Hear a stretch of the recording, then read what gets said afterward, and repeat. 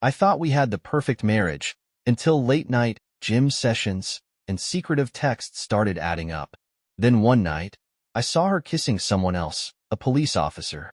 The betrayal shattered everything I believed in, leaving me questioning my marriage, my family, and my future. This is the raw, unfiltered story of how I uncovered the truth, confronted her, and rebuilt my life piece by piece. Buckle up, it's a wild ride. I never thought I'd be in this position, writing about my unraveling marriage to strangers on the internet. But life has a way of surprising you, doesn't it? For the longest time, I thought my marriage was solid. Not perfect, no marriage is, but solid. We had a house in the suburbs, 2 kids, and a life that felt, if not exceptional, at least comfortable. But now, I'm questioning everything. Sarah, my wife, and I had been together for 12 years, married for 8. We met in our 20s, through mutual friends, and hit it off almost immediately. She was the kind of person who could light up a room, full of life and energy, and for a long time, I thought we balanced each other perfectly. Over the years, we built a family together. 2 kids, Liam and Ellie, both under 10, and a life that I thought was full of love and trust. But over the past year, something changed. It wasn't immediate, more like a series of subtle shifts that eventually became impossible to ignore. Sarah seemed distracted, always preoccupied, her attention elsewhere even when she was home. Conversations with her started to feel surface level, as though we were actors reciting lines rather than partners sharing thoughts. She was more guarded than she used to be, keeping her phone close and flipping it over when she set it down. Then there was the sudden obsession with fitness. Sarah had never shown much interest in working out before, but suddenly, she was at the gym several nights a week. She bought new workout clothes, tracked her meals meticulously, and even started talking about personal health goals she'd never mentioned before. At first, I chalked it up to a midlife phase. Everyone wants to get in shape at some point, right? But as the weeks passed, it became clear there was more to it. Her gym nights didn't add up. She'd come home without a drop of sweat on her, looking fresh rather than exhausted. And when I suggested joining her, she dismissed the idea entirely, claiming she needed the time for herself. I tried to ignore the gnawing feeling that something was wrong. After all, we had 2 kids to raise, bills to pay, and a life to maintain. But the signs kept piling up, and my unease grew. It wasn't just the fitness kick or the secrecy with her phone. It was her whole demeanor. She seemed lighter, happier even, but not in a way that felt shared. It was as if she were carrying a private joy, something separate from the life we'd built together. The breaking point came unexpectedly. A friend texted me one evening, mentioning he'd seen Sarah in a police car earlier that day. He joked about whether she'd joined the force, but I couldn't laugh. The timeline didn't make sense. Sarah had claimed to be at the gym during that time. The idea of her riding around with a cop didn't fit into the narrative of our life, and yet there it was. Someone else had seen her. My heart sank, and for the first time, I couldn't dismiss the doubts that had been eating away at me. I started paying closer attention. Her schedule didn't line up. The excuses for her late nights were flimsy, and the way she behaved when she thought I wasn't looking seemed off. I began to notice patterns. The same gym nights each week, the same careful avoidance of details when I asked how her sessions went.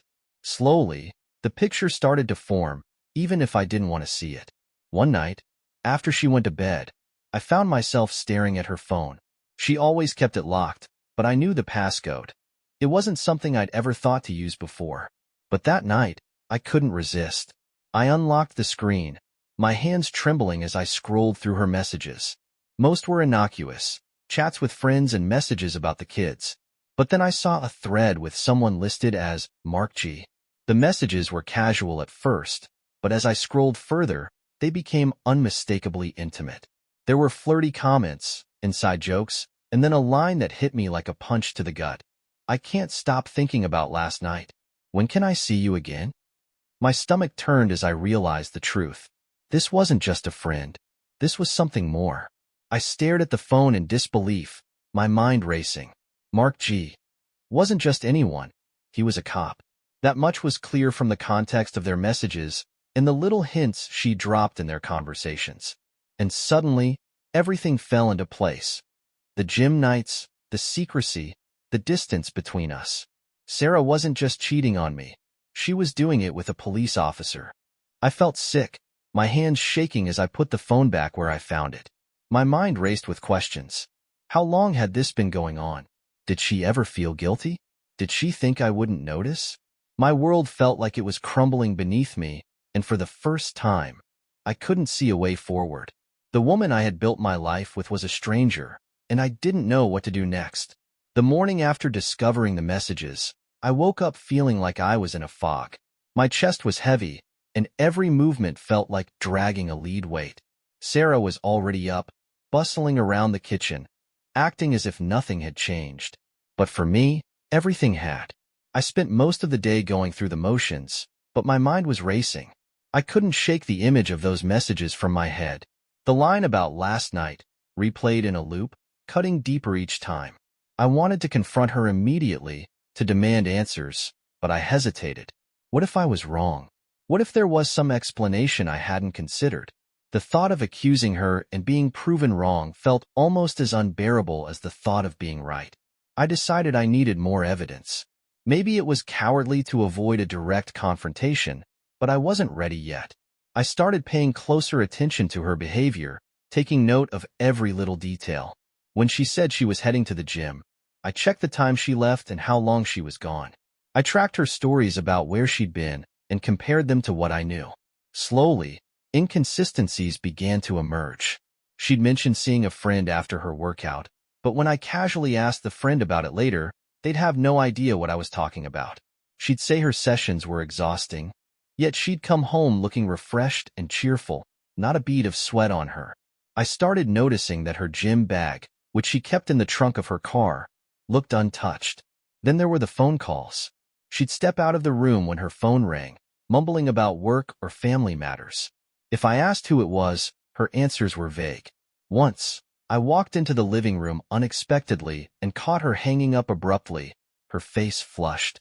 She claimed it was her mother, but when I later asked her mom about the call, she seemed confused. Each piece of the puzzle added to the growing sense of dread. It wasn't just the messages, it was everything.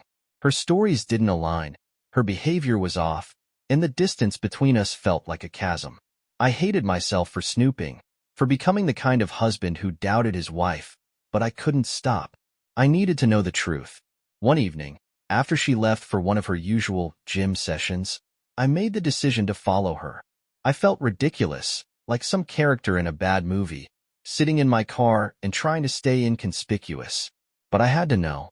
I parked down the street from the gym she claimed to go to and waited. 10 minutes passed, then 20.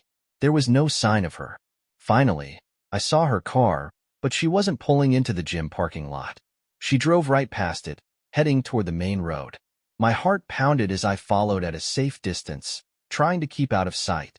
She made a series of turns, eventually pulling into a secluded lot near the edge of town. It was dark, and the area was empty except for a single police cruiser parked near the back. I parked far enough away to stay hidden, but close enough to see what was happening. Sarah got out of her car and walked over to the cruiser. A tall man in uniform stepped out to meet her. Even from a distance, I could see the familiarity between them. The way they stood close, the ease of their body language. They spoke for a few moments, and then it happened. He leaned in, and she didn't pull away. Their lips met, a kiss that lingered far too long to be anything but intimate. My chest felt like it had been crushed. I couldn't breathe, couldn't move. This was it, the proof I hadn't wanted to find, staring me in the face. My wife was cheating on me, and now there was no denying it. I stayed frozen in my car, gripping the steering wheel so hard my knuckles turned white. Part of me wanted to storm over there, to confront them right then and there, but I couldn't. I was too angry, too hurt, too humiliated. Instead, I sat there, watching as the kiss ended and they continued talking like nothing had happened. After a few minutes, Sarah got back in her car and drove away, leaving the officer standing in the lot. I waited until she was gone before I started my own car and headed home. The drive was a blur, my mind racing with 1,000 thoughts, none of them coherent. By the time I pulled into our driveway, I felt completely numb. The betrayal was no longer a suspicion, it was a fact, and now I had to decide what to do about it. When I got home, the house was quiet. The kids were already in bed, and Sarah was in the kitchen, scrolling through her phone as if she hadn't just destroyed our marriage a few hours earlier. Watching her from the doorway, I felt a mix of anger and sadness so heavy it was almost suffocating. This was the woman I'd built my life with, the mother of my children, and yet, she was a stranger to me now. I didn't say anything that night. I couldn't. The image of her kissing that cop was seared into my mind, and I knew that if I opened my mouth, it would come out as a scream. So I went to bed, pretending everything was normal, though I barely slept a wink. The next morning, I woke up early. I sat at the kitchen table, staring at the clock, waiting for Sarah to come downstairs. My stomach churned with a toxic cocktail of nerves and fury. When she finally walked into the room, cheerful and oblivious, I couldn't hold back any longer. I told her I knew everything. I laid it all out, the messages, the late nights, the gym excuses that didn't add up. And then I hit her with the final blow. I had seen her with the cop. I didn't mince words or soften the delivery. I needed her to understand the full weight of what she'd done. At first, she tried to deny it, her voice shaky and defensive. But as I kept talking, laying out every detail I'd pieced together, her face changed. The color drained from her cheeks, and her confident veneer cracked. She realized there was no point in lying. I already knew the truth. When she finally admitted it, the words felt like knives. She said it had started a few months ago, just friendly conversations at first. He was kind, attentive, and made her feel special. The kind of special she claimed she hadn't felt in years. Hearing her say that made my blood boil. Was she blaming me for this? For her decision to betray our family? She apologized, of course. But the apology felt hollow, like it was something she said out of obligation rather than genuine remorse. She tried to explain herself, to justify her actions, but every word she said only made it worse. She talked about how lonely she'd felt, how the monotony of our life had gotten to her, how she didn't mean for it to happen. It was all excuses. She didn't mean for it to happen. She didn't trip and fall into someone else's arms. She made a choice, repeatedly, to betray me, to lie to me, to tear apart everything we'd built. And now she wanted me to sympathize with her? When I pressed her about the cop, she admitted he was someone she'd met at a community event. They'd exchanged numbers under the guise of networking, but things had quickly turned personal. He wasn't married, she said, as if that somehow made it better. As if his marital status changed the fact that she had been sneaking around behind my back for months. The conversation went in circles. I demanded to know why. She gave me answers that only left me more confused and angry. At one point, I slammed my fist on the table, my voice cracking as I asked if she had ever thought about what this would do to our kids. Her face crumpled at that, and for a moment, I saw real regret in her eyes. But it wasn't enough. By the time we were done talking, I felt like I'd run a marathon. Every muscle in my body was tense, my head was pounding, and my chest ached. Sarah was crying, but I didn't care. I couldn't find it in myself to comfort her. Not after what she'd done. I told her I needed time to think. I couldn't make any decisions about our future in the heat of the moment. She nodded. Her shoulders slumped in defeat. I left the house and drove aimlessly for hours, trying to clear my head, but the weight of it all was unbearable. No matter how far I drove, I couldn't escape the reality of what had happened. After driving aimlessly for hours, I finally pulled into a deserted parking lot and just sat there. My mind was a storm of emotions: anger, betrayal, sadness, and, strangely, a small pang of relief. At least I wasn't imagining things. The doubts I'd been trying to suppress for months were real, but knowing didn't make it easier. If anything, it made it worse. Eventually, I forced myself to go back home. The house was quiet when I walked in. Sarah was sitting on the couch, her face pale and blotchy from crying. She looked up at me as if she wanted to say something, but I held up my hand to stop her. I wasn't ready to talk again, not yet. I went straight to the guest room and shut the door. The next few days were a blur. Sarah tried to act normal around the kids, putting on a brave face, but I could tell she was on edge. I wasn't much better. Every time I looked at her, the image of her kissing that cop flashed through my mind like a neon sign. I started sleeping in the guest room, and our conversations were limited to the bare essentials. Who was picking up the kids, what bills needed to be paid, that sort of thing. The tension in the house was unbearable. One night, after the kids were in bed, Sarah approached me. She wanted to talk. Reluctantly, I agreed. She told me she was sorry again, that she hadn't meant to hurt me or the family. She said she'd broken things off with the cop and wanted to work on our marriage. Her words sounded sincere, but I couldn't help but wonder if she was only saying them because she'd been caught. I asked her why she thought I should believe her. After months of lies and deception, why should I trust that this time she was telling the truth? She didn't have a good answer. She just cried and begged me to give her another chance. But how could I? How could I go back to the way things were, knowing what she'd done? Then there were the kids. God, the kids. Every time I looked at them, my heart broke a little more. They had no idea what was going on, and I didn't know how or if I should tell them. Liam was old enough to sense that something was wrong, but he didn't ask. Ellie, thankfully, was too young to understand. The thought of tearing their world apart made me feel physically ill. They loved their mom, and despite everything, I couldn't bring myself to ruin that for them. But I couldn't ignore what had happened, either. I started looking into my options, both legally and emotionally. I reached out to a lawyer to discuss what a separation or divorce might look like. The idea of splitting up our family was devastating, but so was the thought of staying in a marriage built on lies. The lawyer explained the practicalities, dividing assets, custody arrangements, alimony. It was overwhelming, but it gave me a sense of control, something I desperately needed. I didn't make any decisions right away, but knowing my options helped me feel less trapped. Meanwhile, I couldn't stop thinking about the cop. He wasn't just some random guy. He was part of our community, someone people were supposed to trust. The thought of him carrying on an affair with a married woman, knowing full well she had a family, made my blood boil. I considered filing a complaint with his department, but I wasn't sure if it would make things better or worse. Would it bring closure, or just drag out the pain? As the days turned into weeks, the house felt like a war zone. Every interaction with Sarah was laced with tension. She kept trying to make amends, cooking my favorite meals, cleaning up after the kids, even leaving little notes apologizing for what she'd done. But it all felt hollow. The damage was done, and no amount of gestures could undo it. One evening, I overheard Liam, my son, asking Sarah why I wasn't sleeping in the same room as her anymore.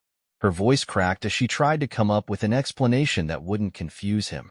Listening to her struggle, I felt a wave of guilt. No matter how angry I was, the kids didn't deserve this.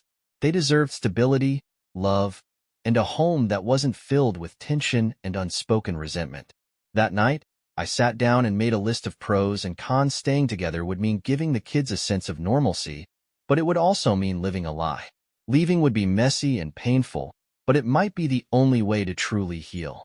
As I stared at the list, the weight of the decision pressed down on me like a ton of bricks. A week after the confrontation with Sarah, I still didn't have any answers. I was stuck in this limbo, torn between trying to salvage what was left of my marriage and walking away to preserve what little self-respect I had left. But the thing about limbo is that it's exhausting. Eventually, something has to give. One night, after the kids were asleep, I sat in the kitchen with a glass of whiskey and stared at my phone. My lawyer had emailed me the preliminary steps for filing for separation, but I couldn't bring myself to open the attachment. I felt paralyzed, trapped between the life I'd built and the reality that it was falling apart. Sarah came into the kitchen, her face lined with worry. She sat across from me, silent for a long time before she finally spoke. She asked me if I hated her. The question caught me off guard. Hate wasn't the right word. I didn't hate her. I hated what she'd done, how she'd betrayed me, how she'd jeopardized everything we'd worked for. But hate her? No. At least, not yet. I told her as much. Then I asked her why she had done it. Not just the surface-level excuses she'd given before, but the real, raw truth. She hesitated, her eyes brimming with tears, before finally admitting that she didn't even fully understand it herself. She talked about feeling lonely, unappreciated, and disconnected from who she used to be. She said the affair wasn't about me or even about the cop. It was about trying to fill a void she couldn't put into words. Her honesty hit me harder than any of her previous excuses. For the first time, I saw the cracks in her own armor, the guilt and shame she was carrying. It didn't make what she did okay, not by a long shot, but it made her human, and that complicated things even more. In the days that followed, I decided to confront the cop. I needed to face him, to look him in the eye and get some kind of closure. I called the station and found out his name was Mark. He wasn't hard to track down. Small towns make everything feel closer than they should. I waited outside the station one afternoon and approached him as he was leaving. When I introduced myself, his face went pale. He stammered something about not wanting any trouble, but I cut him off. I wasn't there to start a fight. I just wanted to know why. Why he thought it was okay to step into someone else's marriage. Why he thought he could mess with a family and walk away unscathed. His answers were weak. Something about how he hadn't meant for things to go so far, how he thought Sarah was unhappy and needed someone to talk to. It was all bullshit, and I told him as much. Before I walked away, I told him to stay the hell away from my family. I don't know if he'll listen, but saying it felt like reclaiming a small piece of my dignity. Back home, I started making plans. The lawyer's email was still sitting in my inbox, and I finally opened it. I spent hours reading through the documents, trying to imagine what life would look like if I went through with it. A shared custody schedule, dividing up the house, telling the kids. Every scenario felt like a nightmare, but I couldn't deny the reality of where we were. Eventually, I sat down with Sarah and told her my decision. I couldn't stay. As much as I wanted to believe we could fix things, I knew I would never trust her again. The foundation of our marriage was gone, and staying together for the sake of the kids would only teach them that it's okay to settle for a love that's broken. Sarah cried, begged me to reconsider, but I stayed firm. I told her I wasn't making the decision lightly, and that I would always support her as the mother of our children. But as her husband, I couldn't do it anymore. She nodded through her tears, and for the first time, I saw acceptance in her eyes. Telling the kids was the hardest part. Liam cried and asked if it was his fault. Ellie didn't fully understand, but she clung to me like her life depended on it. I reassured them both that they were loved, that none of this was their fault, and that we would always be their parents, no matter what. It broke me to see them hurting, but I knew staying in a toxic marriage would hurt them even more in the long run. The weeks that followed were a whirlwind of paperwork, logistical planning, and emotional exhaustion. Sarah and I worked together to create a custody schedule that prioritized the kids. We sold the house and split the proceeds, each of us finding smaller places nearby so the kids wouldn't have to switch schools. It wasn't ideal, but it was manageable. As for me, I started therapy. I needed help processing the anger, the betrayal, and the sense of failure that came with the end of my marriage. It's been months now, and while I'm far from healed, I'm starting to feel like myself again. The kids are adjusting, slowly but surely, and Sarah and I have managed to maintain a civil relationship for their sake. The cop? I haven't seen him since that day outside the station. Part of me hopes he got transferred or decided to leave town, but I don't waste much energy thinking about him anymore. He's not my problem. Looking back, I wish I could say there was some grand lesson in all of this, some silver lining that made it all worthwhile. But the truth is, sometimes life just sucks. People make mistakes. Marriages fall apart. And all you can do is pick up the pieces and try to move forward. So here I am, moving forward one day at a time. It's not the life I envisioned, but it's mine. And for now, that's enough.